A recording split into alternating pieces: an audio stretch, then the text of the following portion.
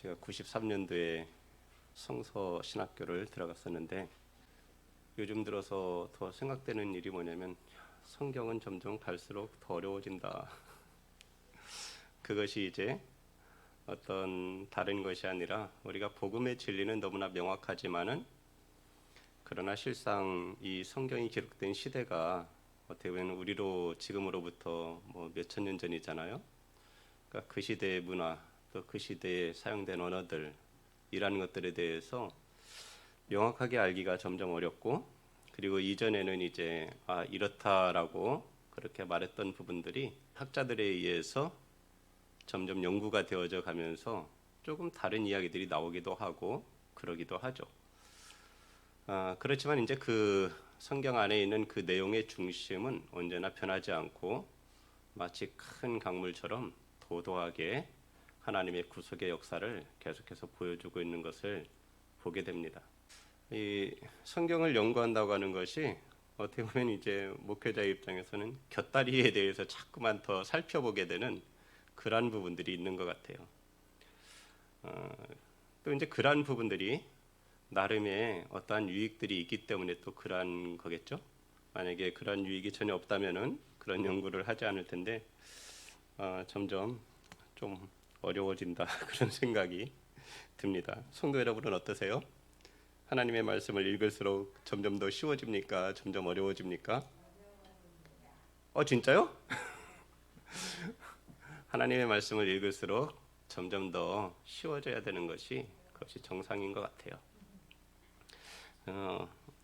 오늘 우리가 읽은 이러한 사사기 6장 25절 이하에 있는 이러한 말씀들도 조금 이제 이 가운데에서 한 가지 좀 약간 다르게 바라보는 것은 뭐냐면, 우리가 기존에 너무나 잘 알고 있는 이제 아세라 목상이라고 하는 것이 실은 이게 아세라 목상이냐 아니냐 이거에 대한 이제 좀 논란들도 있는 거죠.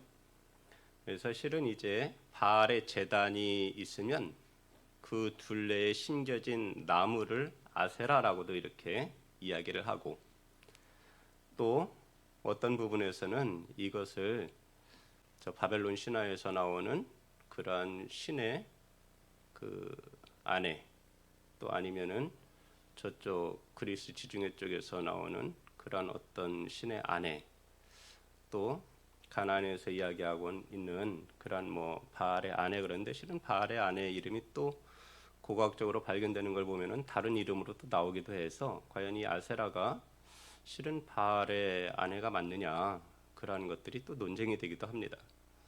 왜 이런 얘기를 하냐면 오늘 우리가 읽은 말씀에 이 아세라 목상이라고 하는 것이 나오고 있기 때문에 잠시 말씀을 드린 거죠. 하여튼 제가 이 부분은 더 연구를 해서 나중에 그것이 또 정확한 건지는 또 연구를 하다 보면은 또 다른 얘기들이 나올 수도 있겠지만, 하여튼 제가 연구하는 대로 또 분명해지면 말씀을 드리기로 하고, 오늘 우리가 읽은 말씀들을 한번 살펴보도록 하겠습니다. 그날 밤에 25절에 보면 그날 밤에 이렇게 말하고 있습니다. 그날 밤은 여호와의 사자가 기드온을 찾아왔던 바로 그날이죠. 그리고는 기드온을 부르신 것이죠. 이스라엘을 사사로 부르셨습니다. 그리고 사명을 주신 거예요. 내 손으로 미디안에서 이스라엘을 구원하라는 이러한 사명을 주신 바로 그날 밤에 하나님께서 기드온에게 말씀하십니다. 내 아버지에게는 숫소 곧 7년 된 둘째 숫소를 끌어오고 내 아버지에게 있는 바알의 제단을 헐며 그 곁에 아세라상을 찍고, 이런 말씀이 있어요. 아버지에게 있는 숫소 7년 된 둘째 숫소, 이렇게 특별하게 하나님이 지정하시는 것을 보게 돼요. 보통은 그러지 않잖아요, 그죠? 그런데 7년 된 둘째 숫소 이렇게 말씀하시는 것이 실은 이제 왜 7년 된 소여야 되고, 또 왜 첫 번째 숫소도 아니고 왜 둘째 숫소인가, 이런 것들이 볼 때에, 성경을 읽을 때에 좀 독특한 표현들이죠. 그래서 이제 이런 것들에 대해서 우리 이제 주석을 찾아보게 되죠. 그리고 그 시대에 그러한 이스라엘의 문화 이런 것들도 이제 보게 되면은 이 첫째 숫소라고 하는 것은 어떻게 보면은 이 종자, 그러니까는 이 좋은 품종의 그러한 가축을 생산하기 위한 그러한 소로서 첫째 숫소가 정해져 있는 거예요. 그러니까 그것에 대해서 하나님께서 그것을 바쳐라 그러시는 것이 아니라 두 번째 숫소를 바치라고 말씀을 하시는 거예요. 그러니까 우리가 이러한 것을 보면서도 야, 하나님께서 무지막지하신 분이 아니라 참 하나님께서 사람들의 그 마음을 너무나 잘 헤아리시고 그 가운데에서 사람이 능히 하나님 앞에 할 수 있는 일을 하나님께서 하라고 하시는구나 하는 것을 보게 되는 거예요. 이러한 하나의 작은 표현을 통해서도 참 하나님은 섬세하시다. 그리고 하나님은 참 자비로우시다. 이러한 것들에 대해서 우리가 생각을 해볼 수가 있죠. 왜 또 7년 된 숫소라고 이렇게 말씀을 하셨는가? 그에 대해서 이 7년 된 것에 대해서 아마 성경들을 이렇게 보시면은 거기에 짧은 해설들이 나오는 것이 아마 대부분 그렇게 해석들을 할 거예요. 미디안이 지금 이 이스라엘을 침략하고 노략하고 그런 횟수가 지금 몇 년이 되냐면 7년이 되었어요. 그래서 하나님께서 7년 된 둘째 숫소 이것을 갖다가 제물로 바치라 하는 것이 어떻게 보면은 7년의 압제가 이제 끝난다. 그러한 것에 대해서 하나님께서 말씀하시고자 하는 그러한 것이 아닌가. 그렇게 해석하는 것을 볼 수 있었습니다. 그렇게 하나님께서 숫소를 끌어오고 내 아버지에게 있는 바알의 제단을 헐며 이렇게 말씀을 하고 있어요. 이 얘기를 통해서 보면은 기드온의 아버지 요아스가 뭐 했다는 거예요? 바알을 숭배하고 있었다는 것이죠. 그런데 우리가 쭉 오늘 읽은 말씀을 통해서 보게 되면은 하나님께서 기드온에게 바알의 제단을 헐라고 하셨어요. 그리고 기드온은 바알의 제단을 헐었어요. 그런데 누가 분노하냐면 그 온 동네 사람들이 분노하는 거예요. 그러면 이것이 과연 이제 무엇이겠는가? 만약 요아스에게 있는 그 집안에 있는 바알의 제단이었다고 한다면 그러면 기드온이 그 제단을 헐었다고 해서 마을 사람들이 들고 일어날 일은 아닌데 왜 마을 사람들이 들고 일어나는가? 그렇게 볼 때 우리가 성전에서도 이제 제사장들이 반차를 쫓아서 성전 봉사의 직무를 하잖아요. 그런데 이 바알의 제단에 대한 이러한 관리도 어쩌면 그 마을에서 돌아가면서 했을 것이다. 이렇게 이제 생각을 하는 거죠. 학자들이. 그래서 지금은 기드온의 아버지 요아스가 바알의 제단을 관리하던 때였고 그리고 그러한 가운데 하나님께서 기드온에게 바알의 제단을 헐라고 말씀을 하셔서 기드온이 이제 그 제단을 바알의 제단을 헐러 갑니다. 그런데 다음날 낮에 하지 못하고 밤중에 해요. 우리가 읽은 말씀에 보니까 기드온이 왜 그렇게 했는가 그것에 대해서 기록한 부분이 있는데 그의 아버지의 가문과 그 성읍 사람들을 두려워함으로 그러니까 결국 이게 뭐예요? 그 아버지의 집에서는 기드온이 그것을 하려고 그러면은 하지 못하게 막겠죠. 그죠? 또 하나는 뭐냐면 마을 사람들은 어떻게 하겠어요? 낮에 기드온이 그걸 하려고 하면은 죽이려고 할 거란 말이죠. 그러니까 기드온이 낮에 그 일을 하지 못하고 밤중에 총 10명을 데리고 가서 이 제단을 헐게 됩니다.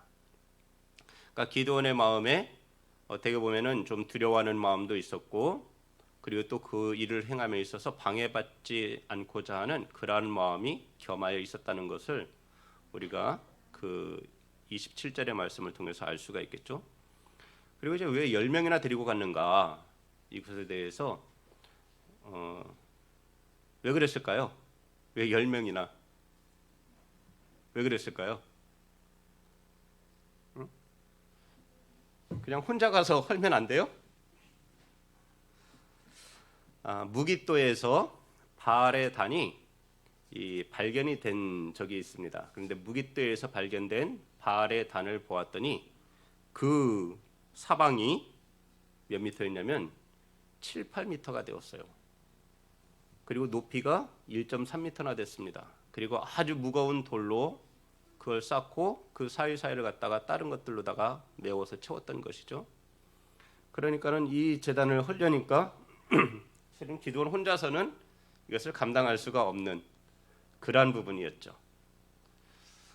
그리고 또 하나 이제 우리가 볼 수 있는 것은 기드온의 집안이 물론 이제 므낫세 지파 안에서 보면은 유력한 자들 가운데에서 좀 미약한 그러한 집일 수 있지만은 실은 종 10명이 있는, 그리고 그 가운데는 더 있었겠죠.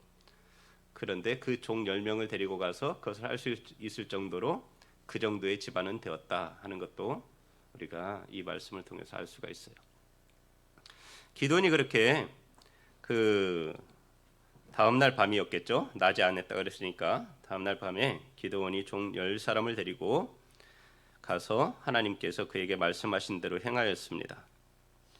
그리고 이제 다음 날이 되었어요. 그 밤중에 기드온은 바알의 제단을 헐고, 그리고는 그 옆에 있는 그 아세라를 쪼개서 그래갖고 그걸로다가 번제에 쓸 제목으로 삼고, 그리고는 화목으로 삼았죠. 그리고는 그 위에 이 하나님을 위해서 그 산 꼭대기에 새로운 돌단을 쌓고 그 위에서 둘째 수소를 잡아서 드린 거예요.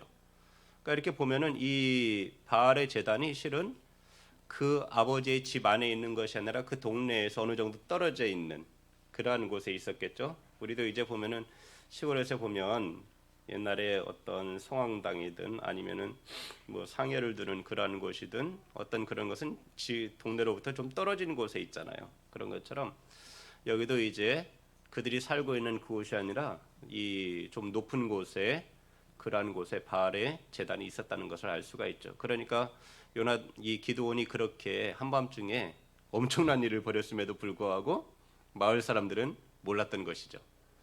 그리고 이제 다음 날 아침이 되었습니다. 우리가 성경에서도 이스라엘 백성들이 상번제와 그리고 하번제를 드렸잖아요. 아침 번제와 저녁 번제를 드렸단 말이에요.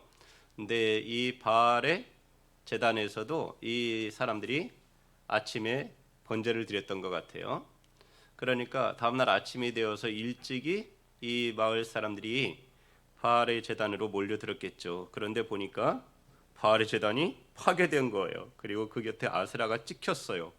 그리고 높은 곳에 새로 쌓은 제단에는 이 소가 번제로 드려진 것이 있는 거예요.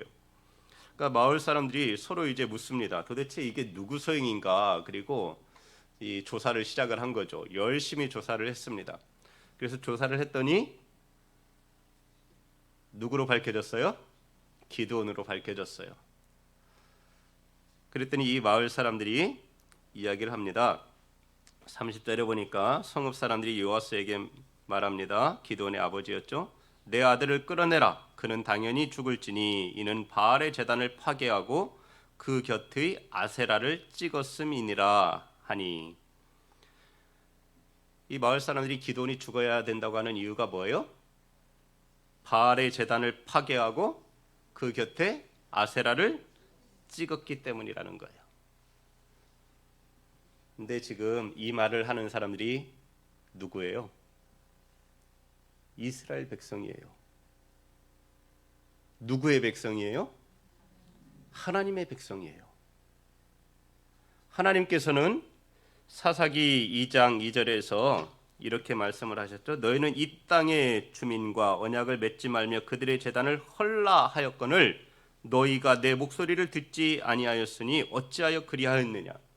하나님께서는 이미 뭐라 말씀하셨어요? 이 땅에 그들의 제단들을 헐어라라고 말씀하셨어요.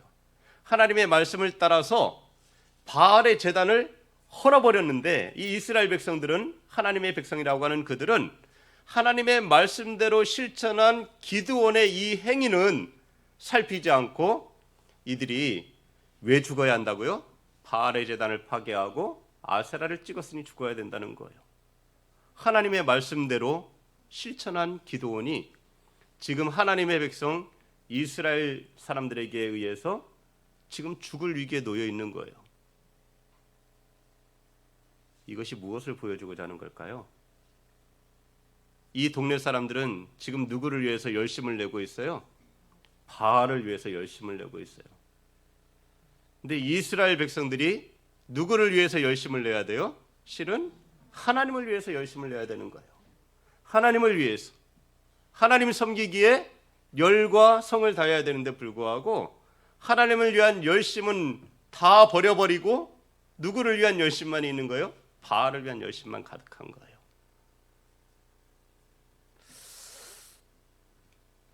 참 사사기의 말씀을 이렇게 보면 볼수록 점점 이 사사기의 말씀들이 누구 이야기를 하는지 아시겠죠? 네, 우리의 이야기를 하고 있는 거예요. 우리의 이야기. 하나님을 위한 열심은 없이 다른 것을 위한 열심만 가득한 우리들의 모습을 보여주고 있는 거예요. 그러면서 하나님 말씀대로 순종하며 살아가는 사람에 대해서 왜 그렇게 살아가느냐고 우리가 정죄하고 있지는 않는지, 또는 비판하고 있지는 않는지, 판단하고 있지는 않는지 돌이켜 생각을 해보세요. 뭐 그렇게 열심을 내? 뭐 그렇게 특별해? 그러나 실은 뭐예요? 그렇게 살아야 되는 거예요. 그렇게 하나님을 위한 열심을 갖고 살아야 되는 거예요. 그것이 하나님께 부름받은, 하나님께서 자녀 삼으신 그분의 자녀들이 해야만 하는 삶의 모습인 거예요. 신앙의 모습인 거예요. 가만히 보니까 요아스가 보니까 자기 아들이 이 무리들에 의해서 죽임을 당하게 생겼어요. 어떻게 했겠어요? 아버지가 가만히 있을 수는 없죠. 아버지가 자기를 둘러선 모든 사람들에게 말합니다. 너희가 바알을 위하여 다투느냐? 너희가 바알을 구원하겠느냐? 그를 위하여 다투는 자는 아침까지 죽임을 당하리라. 바알이 과연 신일진데 그의 제단을 파괴하였은즉 그가 자신을 위해 다툴 것이니라. 이 말씀을 보면은, 이야기를 들으면 요아스는 어떤 사람이에요? 요아스는 실은 보면은 바알을 숭배하는 사람이 아닌 것 같아요. 바알을 숭배하는 사람이 아닌 것 같은데 지금 요아스가 무엇을 하고 있는 거예요? 바알의 제단을 관리하고 있는 거예요. 무엇일까요? 그 마을 사람들 가운데에서 동화되어 자기의 신앙을 숨기며 살아가든지, 그러면서 그냥 우상 숭배를 같이 따라가는 모습을 형식적으로라도 그렇게 살아가든지, 아니면은 둘을 겸하여 섬기고 있는 것이죠. 사사기 말씀을 읽으면 읽을수록 여전히 이 말씀은 우리를 가리켜 말하고 있는 것 같아요. 요아스의 모습이 누구의 모습일까요? 요아스의 모습이 우리의 모습 아닙니까? 우리가 하나님을 섬긴다 하면서 실은 다른 것을 겸하여 섬기고 있는 것은 아닌지 생각을 해봐야 돼요. 두 마음을 품고 살아가진 않는지, 또는 하나님을 믿는다고 하면서 세상으로부터 적대시 당하지 않기 위해서, 따돌림 당하지 않기 위해서 그 속에 똑같은 사람인 것처럼 포장하고 가식적으로 자기의 신앙의 모습을 드러내지 못하고 살아가고 있는 것은 아닌지 우리가 생각해 보아야 됩니다. 근데 아무리 읽어도 이건 우리의 모습이에요. 어쨌든 기드온의 아버지 요아스가 그렇게 말을 했습니다. 그랬더니 그때 사람들이 기드온을 가리켜서 여룻바알이라 이렇게 얘기를 했어요. 그 이름을. 그 이야기가 뭐예요? 바알이 그와 더불어 다툴 것이라. 그러니까 요아스가 한 말이 틀린 말이 아니잖아요. 바알이 살아있는 신이라고 한다면 자기의 제단을 헐어버린 그에게 바알이 뭐예요? 폭풍의 신이고 그가 번개를 내릴 수도 있고, 그렇다고 한다면 그가 우레를 내려서 그래서 기드온을 죽여야 될 거예요. 왜? 자기의 제단을 헐었으니까. 그래서 기드온과 바알과 다투도록 이 마을 사람들이 기드온을 여룻바알이라고 그렇게 붙였습니다. 이름을. 그랬는데 어떤 일이 벌어졌을까요? 기드온에게 아무런 일도 벌어지지 않는 거예요. 아무런 일도 일어나지 않습니다. 아무런 일도. 바알이 살아있습니까? 바알은 무력해요. 귀가 있어도 듣지 못하고, 눈이 있어도 보지 못하고, 입이 있어도 말하지 못하고, 발이 있어도 움직이지 못하고, 손이 있어도 무엇을 할 수 없는, 혀가 있어도 말할 수 없는 그냥 무력한 우상에 불과한 거예요. 그럼에도 불구하고 이 이스라엘 사람들은 진짜 하늘에서 번개를,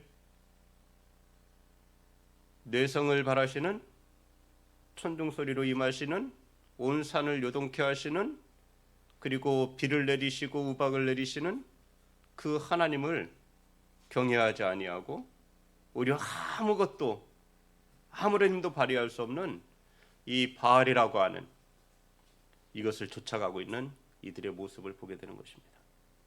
마을 사람들이 바알과 다투는 기드온에게 아무런 일도 일어나지 않는 것을 다 보았어요. 아무런 일이 일어나지 않는 거예요. 기드온이 그냥 평안한 거예요. 그런데 이때가 지금 어느 때예요? 기드온이 불과 지난날에 무엇을 했어요? 지난날에 타작을 하던 때 아닙니까? 그리고 그러한 때가 되면은 또 누가 쳐들어와요? 미디안이 누구와 함께? 아말렉과 함께, 또 동방 사람들과 함께 같이 쳐들어오는 그러한 때예요. 그들은 요단을 건너와서 이스라엘 골짜기 그 평야지대를 지나서, 거기가 이제 이스라엘 평야지대 가보셨죠? 성지순례 다녀오신 분들은 거의 골짜기라고 되어 있는데 골짜기예요, 아니에요?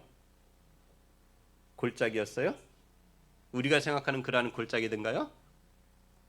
아니었을걸요? 이스라엘 사람들에게 있어서 골짜기라고 하는 것은 산과 산 사이에 있으면 골짜기라고 불렀대요. 그곳이 평야지대여도 산과 산 사이에 있으면 골짜기예요. 그러니까 그렇게 이스라엘은 이 곡창지대고 평야지대라 그랬잖아요. 그리고는 그곳은 교통로고, 그리고 그곳은 무역로였습니다. 그러니까 이 미디안이 요단을 건너서 그 길을 따라서 어디까지 가냐면, 우리가 앞에 보면은 가사로 그들이 내려간다 그러잖아요. 가사까지 그렇게 가는데, 그 가사에 그들이 이르기까지 그 무역로를 따라서 계속 내려가는 거예요. 너무나 쉽게. 그러면서 이제 약탈을 하는 것이죠. 그리고는 자기들의 가축들을 먹이고 이러한 일들을 했는데, 마침 그때에 미디안과 아말렉과 동방 사람들이 다 함께 모여 요단강을 건너와서 이스라엘 골짜기에 진을 친 거예요. 야, 지금 기드온이 한참 일을 벌이고 있는 이때에 그들이 쳐들어오는 거예요. 하나님의 때라고 하는 것이 이러한 거 아닐까요? 하나님의 때. 하나님이 역사하시는 때가 이러한 때인 것 같아요. 지금 이제 엄청난 일이 벌어지는 거예요. 또다시 이스라엘이 미디안에 의해서, 아말렉에 의해서, 동방 사람들에 의해서 완전히 그냥 또다시 수탈을 당하게 되는, 그리고 그 땅이 황폐화되어 버릴 수 있는 그러한 지경에 처해 있는 거예요. 그런데 그때에 엄청난 일이 벌어졌어요. 여호와의 영이 기드온에게 임한 거예요. 여호와의 영이 기드온에게 임했어요. 이것을 이제 원어 그대로 번역을 직역을 하면은 어떤 거냐면은, 그 말씀이 여호와의 신이 기드온을 옷 입히셨다, 이런 얘기예요. 그러니까 이 기드온이 여호와의 신으로 옷을 입게 된 거예요. 말하자면 옷처럼 여호와의 신이 기드온에게 임하신 거예요. 그렇게. 그러니까 이 기드온이 여호와의 신이 임해서 나팔을 불었습니다. 나팔을 불었더니 아비에셀 족속이 그의 뒤를 따라 부름을 받았습니다. 그러니까 그들이, 그 족속이 이 기드온을 따르게 된 거예요. 아비에셀 족속이 누구예요? 아비에셀 족속이 기드온이 속한 그 족속이에요. 아비에셀 족속에 요아스가 있고, 요아스의 아들이 기드온이잖아요. 그러니까 기드온이 나팔을 불었더니 바로 요아스의 집안, 그 족속이 기드온을 따르게 된 거예요. 그러니까 결국 이제 그 마을 사람들도 말하자면은 이 기드온을 따르게 되는 그러한 모양새가 된 것이죠. 그리고 기드온이 또 사자들을 보냅니다. 므낫세에 두루 보냈어요. 그랬더니 므낫세 지역에서, 여러 지역에서 또다시 기드온에게로 모여들었습니다. 그리고 그를 따릅니다. 기돈이 또 다시 사자들을 아셀과 스불론과 납달리에 보냈어요. 결국 이 족속들이 뭐냐면은 이 지파가 이스라엘을 중심으로 해서 그 주변에 있는 그러한 족속들이에요. 그러니까 그곳에서 이 사람들은 자기들의 그러한 직접적인 영향력이 지금 미디안에 의해서 자기들에게 다가오고 있는 그러한 족속들에게 이 기드온이 사자들을 보낸 것이죠. 그랬더니 아셀과 스불론과 납달리에서도 무리들이 올라왔습니다. 그리고 기드온을 따르게 되는 거예요. 이렇게 해서 모인 수가 몇 명이에요? 32,000명이었습니다. 32,000명이 모인 거예요.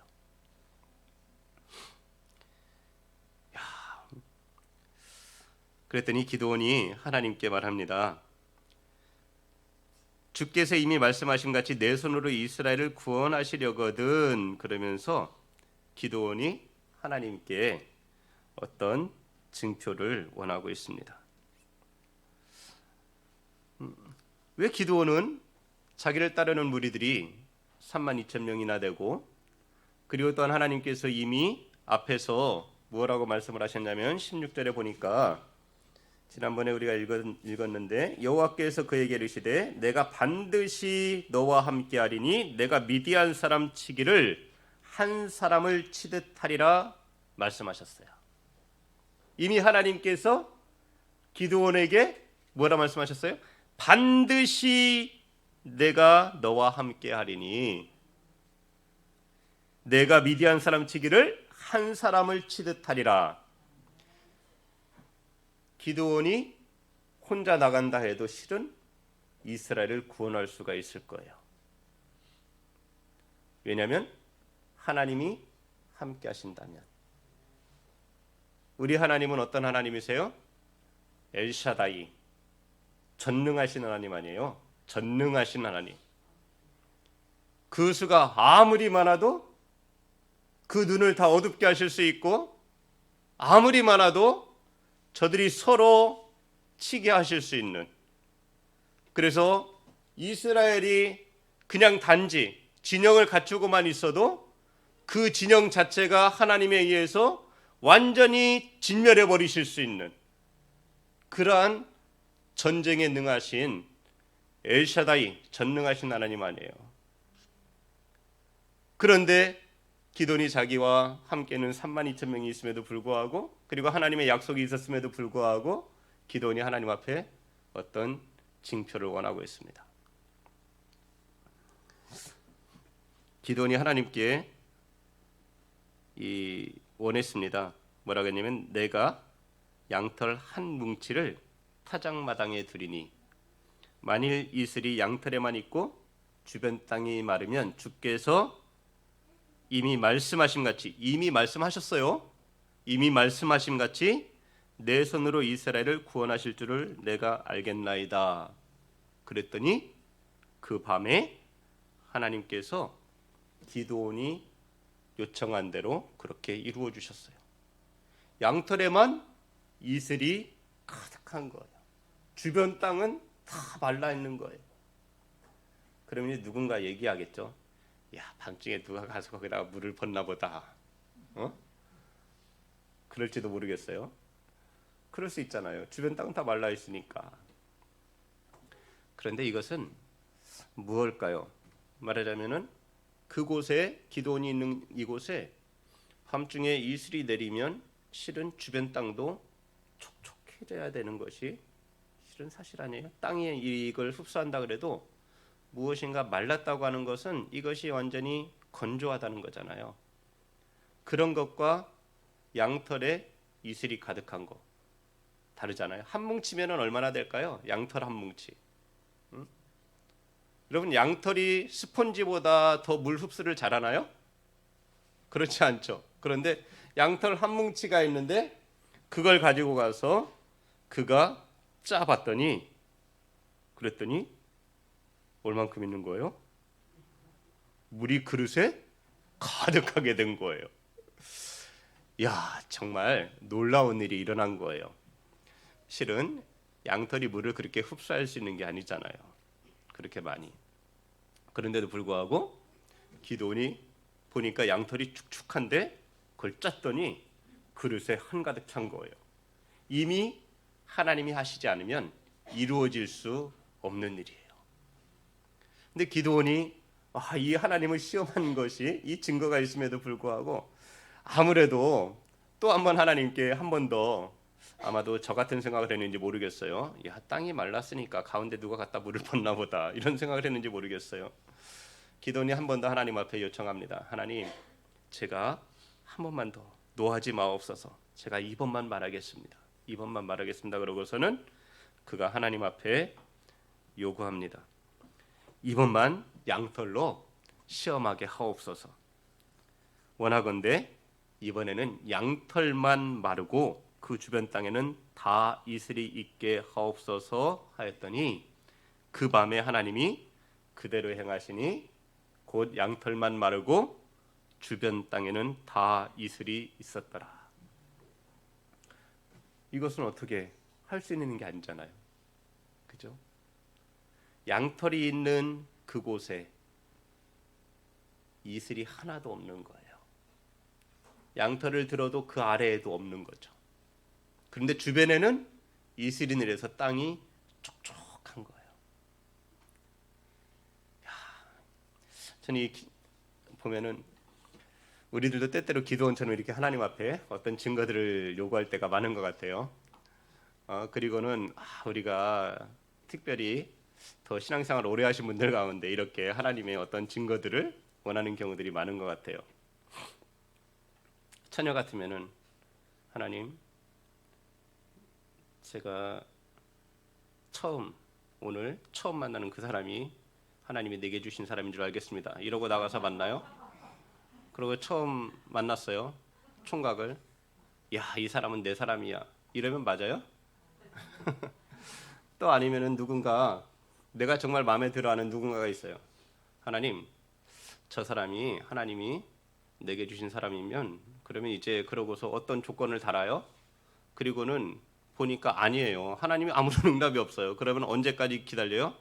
그 응답이 내 생각대로 이루어질 때까지 그 사람을 붙잡고 매달려요. 이러한 것들이 맞나요? 이런 것들은 아닐 거예요. 기드온에게는 이미 하나님께서 응답하신 게 있단 말이에요. 이미 하나님께서 말씀하신 바가 있어요. 말씀하신 그것에 대해서 기드온이 실은 그 증거를 아직도 그래도 기드온이 무언가가 두려워 확신할 수가 없어서 하나님 앞에 어떤 증거를 원하고 있었던 거예요. 저는 하나님께서 기드온의 이러한 증거들에 대해서 요청하는 것에 대해서 하나님께서 화를 내실 수도 있는 거예요. 우리가 출애굽기 3장과 4장을 보면 하나님께서 모세를 부르시는 장면이 나오잖아요. 그죠? 하나님 모세를 부르셨어요. 그리고는 모세를 애굽 왕 바로에게 보내시겠다고 말씀을 하세요. 그랬더니 쭉 하나님이 열심히 설명하셨는데 모세가 갈 수 없다는 거예요. 자기는 나는 너무나 연약하고 어쩌고 저쩌고 막 얘기를 해요. 그랬더니 하나님께서 모세가 가지고 있는 지팡이를 통해서 증거를 하나 보여주셨어요. 그게 뭐예요? 지팡이를 땅에 던졌더니 뱀이 된 거예요. 다시 꼬리를 잡았더니 지팡이가 된 거예요.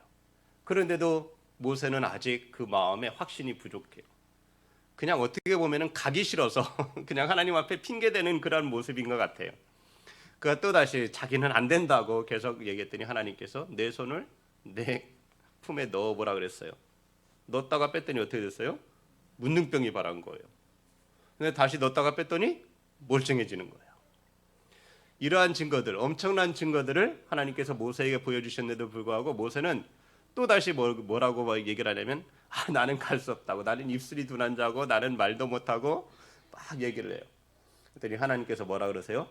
노를 바라셨다 그래요. 하나님께서 노를 바라셨어요. 그러니까 너에게 네 형 아론이 있지 않느냐, 말 잘하는 네 형이 있지 않느냐 그러면서 하나님이 말씀하시는데 하나님께서 분명하게 말씀하신 그리고 약속하시는데 내가 반드시 너와 함께 하리라 하나님이 말씀하시고 너 하나가 미디안 천을 치는 것처럼 만드시겠다고 하는 그런 하나님의 약속이 있음에도 불구하고 그것을 믿지 못하는 이러한 모습에 대해서 실은 하나님이 진노하실 수도 있는 거예요. 노를 바라실 수도 있는 거죠. 근데 하나님께서 기드온의 연약함을 아시고 하나님께서 그냥 인내로서 그의 요구를 들어주시는 그런 모습을 보게 됩니다. 우리가 앞에서 둘째 수소를 통해서도 보았듯이 하나님은 정말 섬세하신 하나님이세요. 그리고 하나님은 실제로 정말 우리를 너무나 잘 아시는 하나님이에요. 그리고 기도는 이렇게 여러 증거들을 갖다가 이렇게 요구했지만, 두 가지 증거를 이렇게 원했지만, 보면 하나님은 단지 이스라엘 백성들과 함께 하나님은 동역하기를 원하시는 거고, 그리고 하나님은 이스라엘 백성들 가운데에서 내가 여호와라고 하는 것을, 내가 하나님이라고 하는 걸, 내가 너희를 구원하는 구원자라고 하는 것을 너무나 분명하게 확신시켜 주시려고 하나님은 이스라엘 백성들을 기도원으로 하여금 나팔을 불어 모으게 하시고, 그리고 나서는 다시 그들을 갖다가 다시 흩어버리시는 거예요.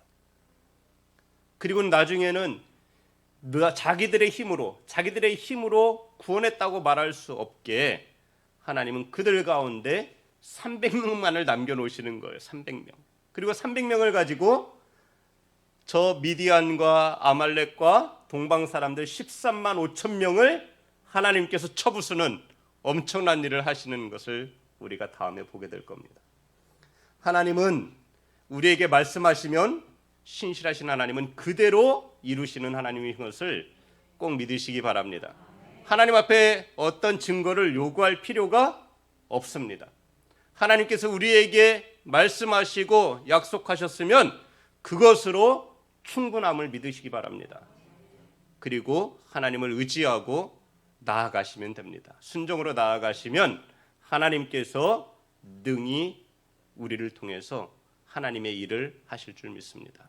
우리 모든 성도들이 하나님 앞에 그렇게 쓰임받는, 하나님이 말씀하시면 그대로 이루어진다는 것을 믿고 순종하시는 성도들 되기를 주님의 이름으로 부탁의 말씀을 드립니다.